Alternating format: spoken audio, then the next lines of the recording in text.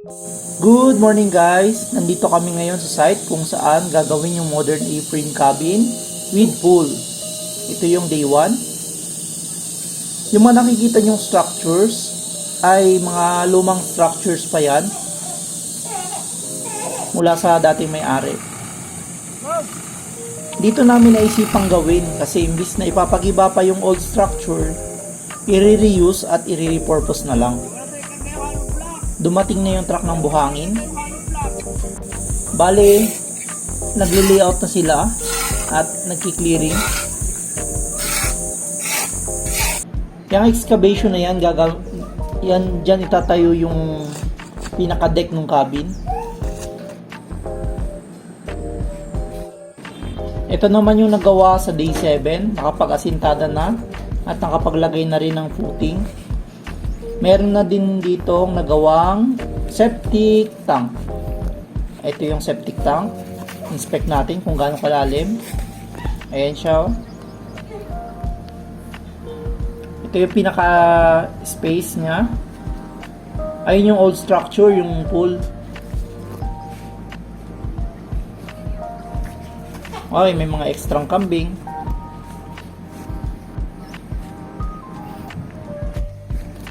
Yung mga nakikita nyo, bale kulang pa siya ng column sa kabim. Magpapantay yan mamaya sa height nitong gagawing pool. Bali marami-rami pang backfilling yung gagawin. Ayan yung pinaka pool na gagawin. Tara, ikutan muna natin. Ayan sila, yung mga kambing guys. Ayan yung pinaka-harap.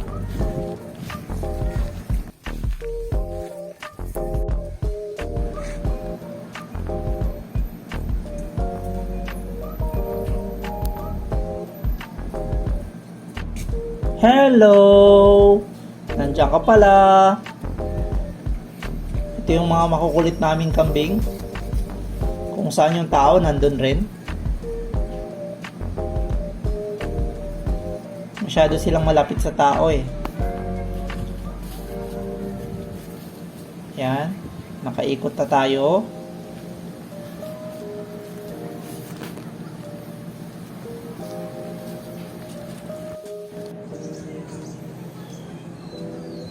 Muna ka na. Takbo ako.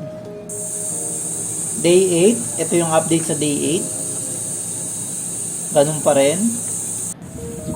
Nagpo-form work na sila para sa gagawing column saka sa beams. Nagsimula na rin mag-backfill. Timba-timba lang. Baka mga isang taon pa to pupunuin. Ayan yung mga kasama natin sa paggawa. Halos mga kapitbahay lang din naman namin.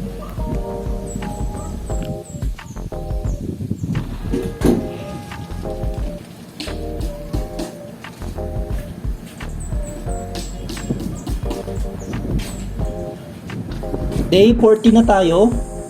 Nakapag plastering na sa loob ng septic tank. Marami-rami na rin yung backfill. Saka meron ng beam at column.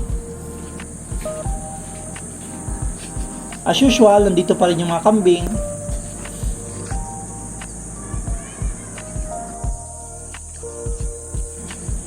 Tara, ikutan natin. Inspection muna ulit ng septic tank. Ay, hindi na pala.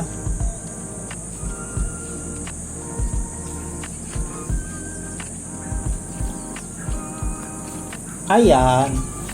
Makita rin. Zoom ko muna. Ganyan siya kalalim. Pero mula dyan sa ilalim, naka-plastering na yan.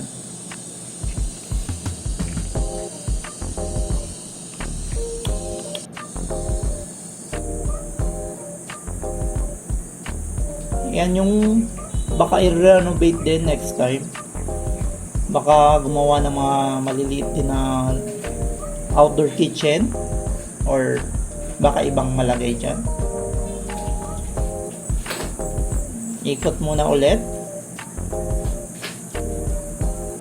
Ayan siya.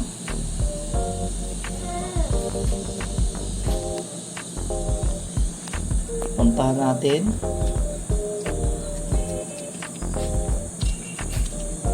Tumalo na nga yung kambing sa loob.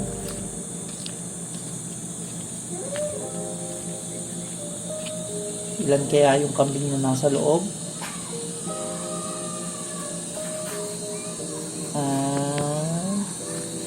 Dalawa. Ay nako.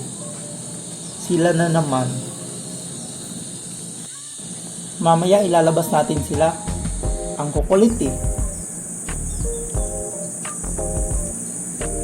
Itong isa gusto rin natang tumalon.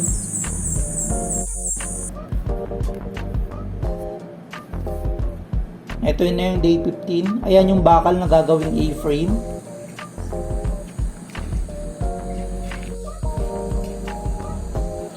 Marami-rami pang lalagay na lupa para mapuno.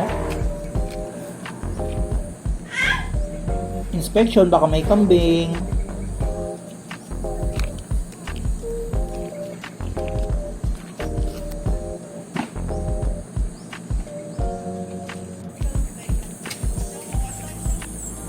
Dito nagawa na rin yung pinaka-drain ng pool.